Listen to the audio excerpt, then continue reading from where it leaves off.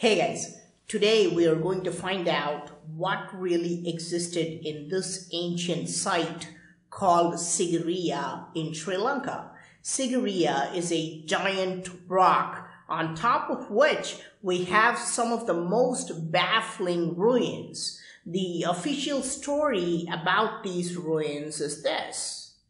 These brick walls are remnants of a palace built by a king called Kasyapa around 500 AD. All archaeologists and historians claim that this is a fact, but by the end of this video, I hope you will agree with me that this is entirely false and a very unique structure was built on this site. For example, let's look at the largest brick structure here. This area is considered as a palace by experts, and the rest of the structures are thought of as a recreational garden, including a pool. The dimensions of this so-called palace are about 60 feet in length and 30 feet in width. This means that the palace area is less than 2,000 square feet, just too small to be a palace which cannot even accommodate 10 rooms. Now, if we assume that this is just a really tiny palace for the king, what about his wives and servants? Where are the rooms for cooking, storage, and bathrooms? What about the rooms for his soldiers, priests, and ministers? Where did his guards rest? As you can see, this entire area is a very small place which could have definitely not accommodated a king's palace. Archaeologists have put plaques on all four sides of this area, claiming that these are four sides of the palace. Look at this plaque. It says West Palace, meaning that this is the west side of the palace. We can also see other plaques like South Palace, and one even says Palace Reception Hall. Today, this entire structure would barely be sufficient for a medium-sized house. And we have already seen that the ancient builders created an elaborate defense system using water and rocks to prevent anyone from reaching the top of Sigiriya. There is no need to go to great lengths to build an entire line of defense systems which stretches for miles at the ground level, only to protect a tiny palace on top of a tall rock.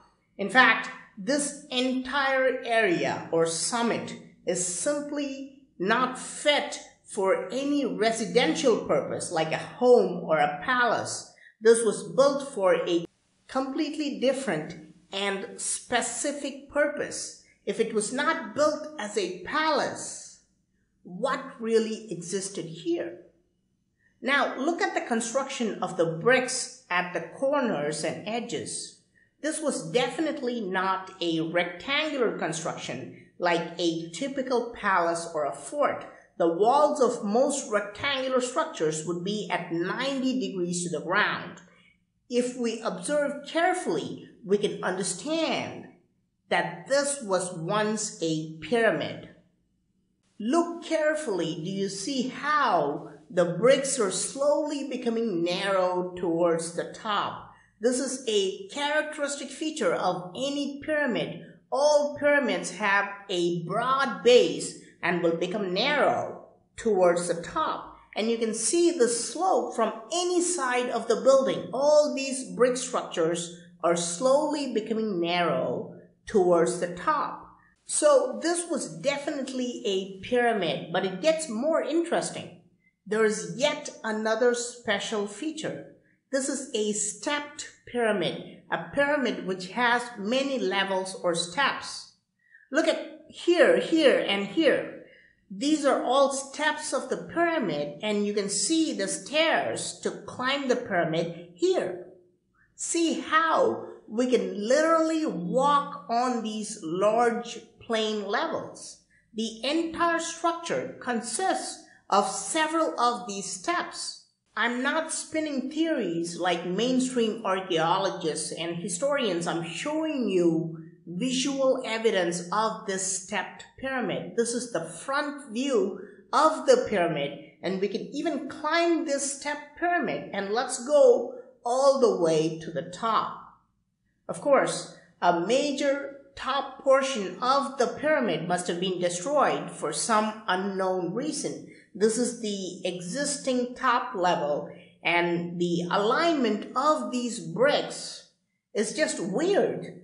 For some strange reason, they're not straight. They're laid with curves, like the body of a snake.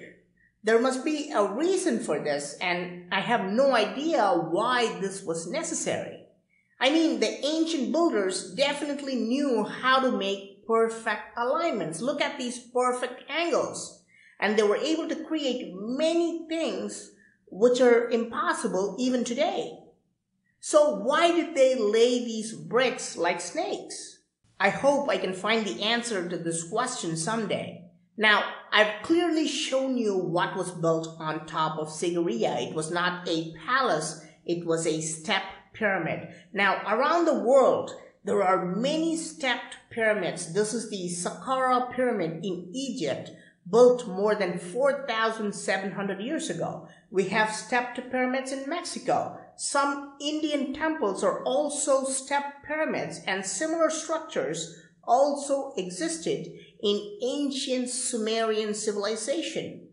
But the top half of the pyramid is completely destroyed, which means there's no way to find out how the original full pyramid really looked like. But I'm not done yet. This is an extraordinary find. We have just found out that a stepped pyramid was built in Sri Lanka on top of a 660-foot tall rock. And I'm not going to make wild guesses. So how do we find out what the full pyramid really looked like? In all civilizations, you will find similar looking structures built in the nearby area. For example, you don't find one Egyptian pyramid in the whole country. We find several pyramids, and we don't find one Hindu tower. There are similar structures always built nearby. Based on this practical idea, I decided to hunt for another stepped pyramid in Sri Lanka. And after a few days of searching, I found exactly that in the ancient city of Polonnaruwa. You can see right away that this is a perfect match for the pyramid at Sigiriya. It is a stepped pyramid, and this is also built with bricks, and even the lime mortar set between the bricks looks similar to what's on Sigiriya. This base also has 4 sides, and the quadrangle base is identical to that of Sigiriya. It even has stairs going up on the sides. So this is exactly how the Great Pyramid at Sigiriya would have looked before it got destroyed. And this pyramid is just a smaller version of it. But this small pyramid is considered the most mysterious structure in all of Sri Lanka. Why? Because experts don't know who built it, why it was built, and they don't even know its real name. They've recently named it as Satmahal Prasada, which simply means a 7-storied structure. Experts confirm that while they have historical records about all the structures nearby, there is no record for this structure at all. This is unusual in an area where there are plenty of records for all other structures. Not only are the tourists puzzled by this unusual architecture, even experts are baffled at its construction. Archaeologists have it on record that this is the only ancient pyramid in Sri Lanka. The construction is completely different from any other ancient site in Sri Lanka. But there's another serious anomaly here. the faces of all these statues in this pyramid have been defaced or disfigured. Initially, I thought this was because of natural forces like rain and wind. But when I carefully examined all sides, the identity of these statues was deliberately destroyed. This head was intentionally chopped off, and these faces purposefully defaced, just like what they did in Egypt.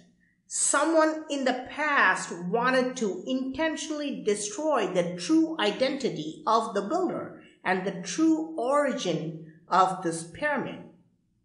So I tried to go into this pyramid to find out if any statues are left intact inside the pyramid. However, archaeologists have completely sealed off all the entrances, and there are guards who strictly prevent anyone from entering the pyramid.